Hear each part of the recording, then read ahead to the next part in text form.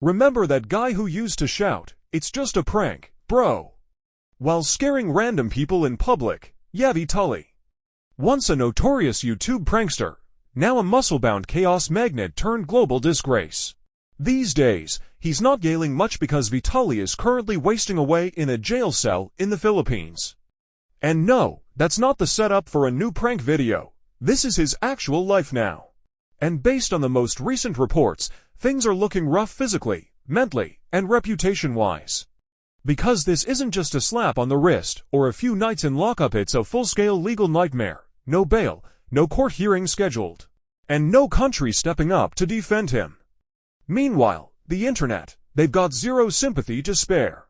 So, how did this guy go from pulling stunts for views to praying he doesn't end up serving to decades behind bars? Well, like most of Vitaly's biggest disasters, it all started with a live stream. In early April 2025, he landed in the Philippines, went live, and ended up filming what might be the most tone-deaf travel vlog ever made. He harassed people on the street, mocked mask wearers, saying stuff like, "Oh, wearing a mask, you liberal bleep," and even staged a fake robbery on camera. Straight up told a woman, "I'm going to rob you." And yes, he broadcasted all of this in real time to his audience. It was basically a human rights violation. Sponsored by Kick.com. Naturally, those clips blew up online, but not in a good way. No one found it funny. Most people were like, "Wait, who let this guy into the country?" By April 3rd, Filipino authorities tracked him down and arrested him. The Bureau of Immigration declared him an undesirable foreign national, which is a polite way of saying, "Get this dude out of here." But instead of putting him on a flight home, they locked him up. And this isn't your typical influencer redemption arc. This is the Philippines justice system, and they're not messing around. Right now, Vitaly's sitting in a detention center in Bicutan. If you're picturing some luxury jail with protein shakes and phone privileges, forget it. This is a place with no outside food, no gym time, no bail, and not even a trial date. Authorities have said it could take up to 2 to 3 years just to get to trial. That's not even sentencing, that's just sitting and waiting in limbo. Meanwhile, the list of charges against him is piling up fast. Let's break down what he's facing so far. 3 counts of unjust vexation, 2 counts of theft, 1 attempted theft, violations of the anti-voyeurism law, cybercrime charges for live streaming the stunts. Oh, and trying to grab a security guard's gun. That's not a prank list, that's a charge sheet stacked with real consequences. He didn't just cross a line, he vaulted over it, live streaming every second, and the evidence. Yeah, it's all online, uploaded by him, in full HD, he can't deny anything. There's literally 4K footage of him harassing people and grabbing someone's purse. Usually in a situation like this, you'd expect your home country to step in even just a little. But not this time. Russia basically took one look and said, "Not our problem." The Russian ambassador to the Philippines publicly said, "Russian citizens must obey local laws." Translation: you're on your own. No legal support, no diplomatic effort, not even a half-hearted statement.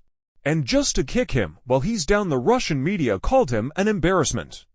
So if he was holding out for a ride home on a private Kremlin jet, yeah, that dream's dead.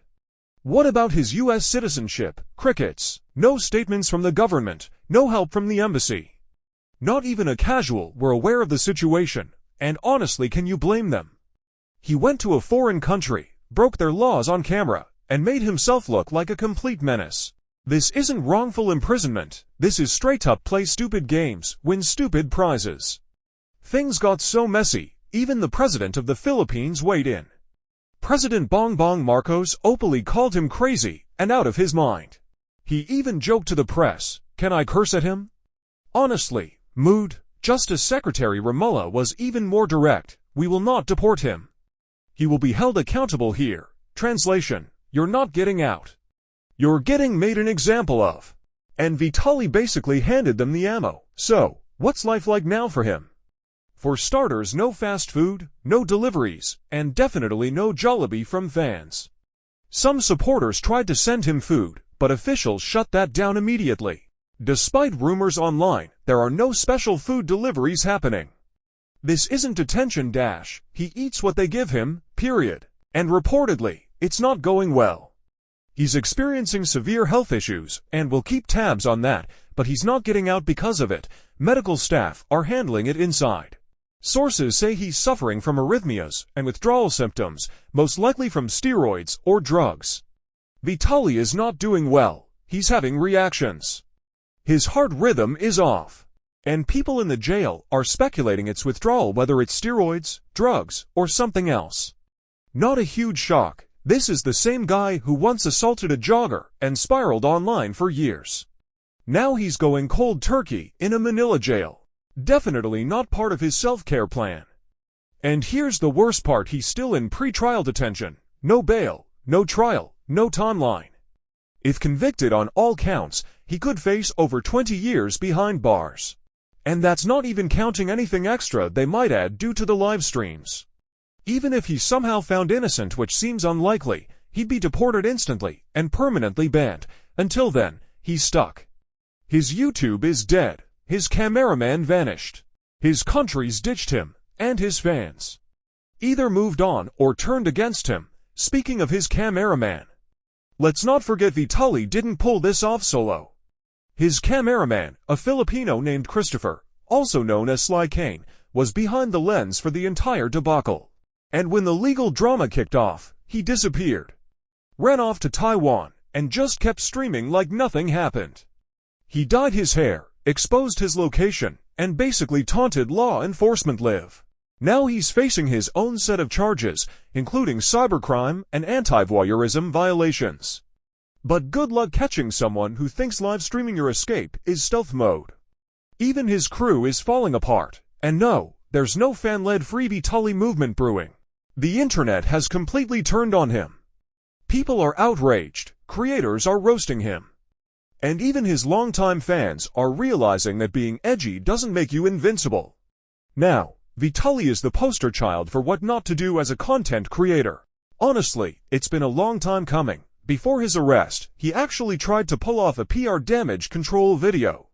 He showed himself praying, handing out school supplies like none of the chaos ever happened. But the internet and Filipino journalists weren't fooled. And the legal system definitely didn't buy it.